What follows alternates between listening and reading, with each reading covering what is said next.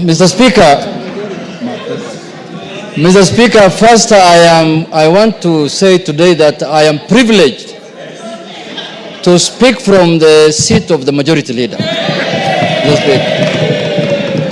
Because, Mr. Speaker, even when I sat on the seat, it is very warm, Mr. Speaker, unlike mine, which was very cold, Mr. Speaker. I didn't know the seats of Parliament have different warmth, Mr. Speaker.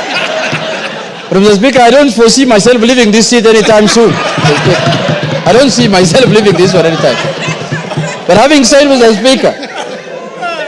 Speaker, as you are aware and as you have alluded to, Mr. Speaker, there is a court ruling. A ruling of court consisting of 3-judge bench, Mr. Speaker. Mr. Speaker, a court ruling has only got 2 decisions, Mr. Speaker. There is no third way about it. One is to obey it, and secondly, if you have any avenue of appeal, you exercise that right of appeal, Mr. Speaker. There is no third way about it, Mr. Speaker. And the court ruling, what we went as AZIMIO after the election, after your decision here, Mr. Speaker, what took us to court was for the court to interpret for us the constitutionality of your decision on who is the majority party and who is the minority party in this House, Mr. Speaker. And the issue of the Speaker came in as obiter, Mr. Speaker.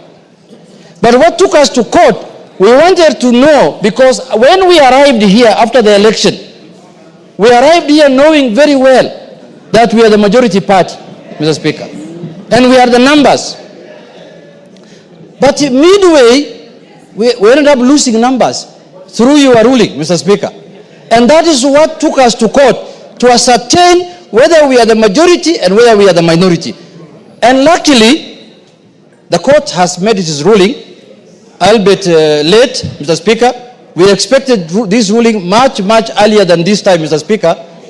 But it is better late than never. The decision arrived, and the decision has said that the AZIMIO party is the majority party in Parliament, Mr. Speaker. And I so happen to be the minority leader as of now, Mr. Speaker. So today afternoon, I just switched seats and I took over the role of majority leader, Mr. Speaker. And I am capable of doing that work, Mr. Speaker.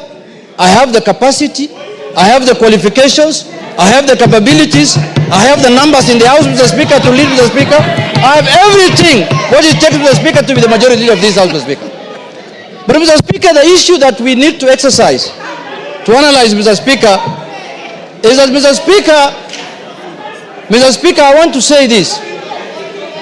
Mr. Speaker, court rulings are very important, Mr. Speaker. You remember after the election, we disputed the result of the election. We ended up filing a court case in the Supreme Court. The Supreme Court pronounced itself that we did not win the election, and the other party won the election, and we abided by it, and we respected the court ruling, Mr. Speaker. This court ruling also must be respected, Mr. Speaker. Because it's not like any other court ruling, Mr. Speaker. It's a ruling of the Court of the Republic of Kenya, Mr. Speaker. Mr. Speaker, this ruling cannot be taken jokingly, Mr. Speaker. When I went through it last evening, Mr. Speaker, these judges are raising very serious fundamental issues.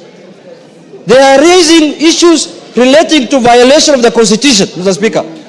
And you remember we impeached someone here because he violated the Constitution, Mr. Speaker. Mr. Speaker, if this matter is not addressed, we are going to have a constitutional crisis in this country, Mr. Speaker. So for that reason, Mr. Speaker, jurisdictions all over the world and democracies all over the world that we borrowed from, even this presidential system that we are running today, that is running in this country, Mr. Speaker. In the United States, there are times when the executive is from the Republican Party and the House is ruled by the Democratic Party, and life goes on. It doesn't matter that we are going to oppose everything that the government wants to do.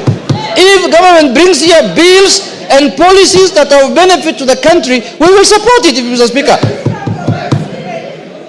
And as you know now, many things have gone under the bridge. There is this animal called also broad-based, Mr. Speaker. We want to broaden, deepen, and tighten this relationship, Mr. Speaker. If I may borrow your words, we want to broaden it, deepen it, and tighten it, Mr. Speaker, so that we can have a country that is cohesive, Mr. Speaker. Mr. Speaker, there is no way we are going to have this animal in place, and then when we want to become the majority, people look at us with suspicious eyes. How can it be, Mr. Speaker? Members of Parliament are members of Parliament. They work under the Article 95 of the Constitution, which has given them the roles of oversight, legislation, and representation, Mr. Speaker. We are not going to do our business outside Article 95, Mr. Speaker. So, I want to allay fears here that the majority in the House must be from the ruling party. That this ruling is giving us posterity. This is doing things for posterity, Mr. Speaker. Next election, or the other election in 2032, a government might come in place where the president garners the majority votes and is elected as the president, but he will not have numbers in Parliament.